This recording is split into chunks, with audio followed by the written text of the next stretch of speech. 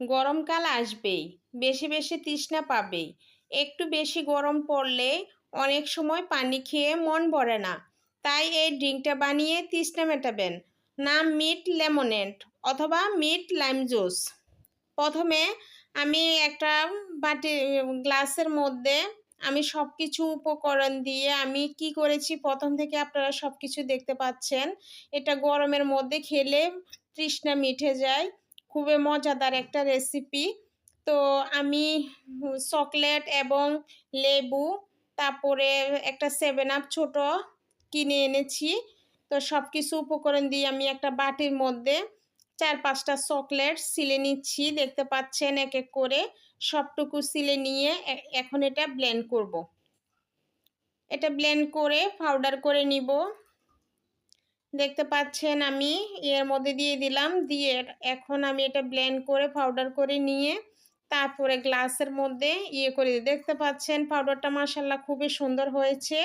ঠিকঠাক মতো হয়ে গেছে পাউডারটা, কোনো সমস্যা হয়নি। আপনারাও বাসায় এটা ট্রাই করতে পারেন।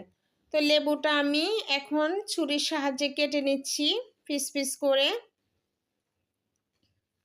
আপনারা এই ড্রিঙ্কটা কে কে খেয়েছেন সবাই কমেন্ট বক্সে জানাবেন, এবং কেমন হয়েছে আমার এই রেসিপিটা সবাই তাও কমেন্ট বক্সে জানাবেন।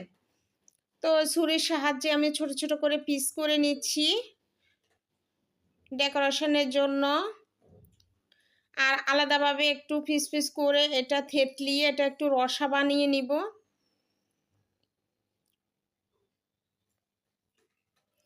এরকমভাবে ছোট ছোট ছোট ছোট পিস করে নিতে পারেন, বেশি নিব না তাহলে বেশি টক হয়ে যাবে।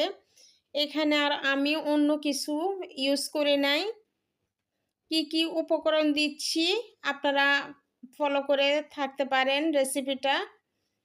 তো এখন একটা গ্লাসের মধ্যে 3-4 পিস লেবুর পিস নিয়ে এটা থেতলিয়ে নিচ্ছি যাতে রসাটা বের হয়ে যায়।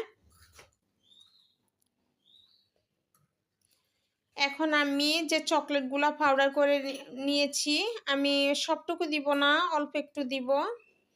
এখন আইস দিয়ে দিলাম, এখানে 7 আপ দিয়ে দিলাম, একটু একটু করে পুরো গ্লাস ভরিয়ে দিব।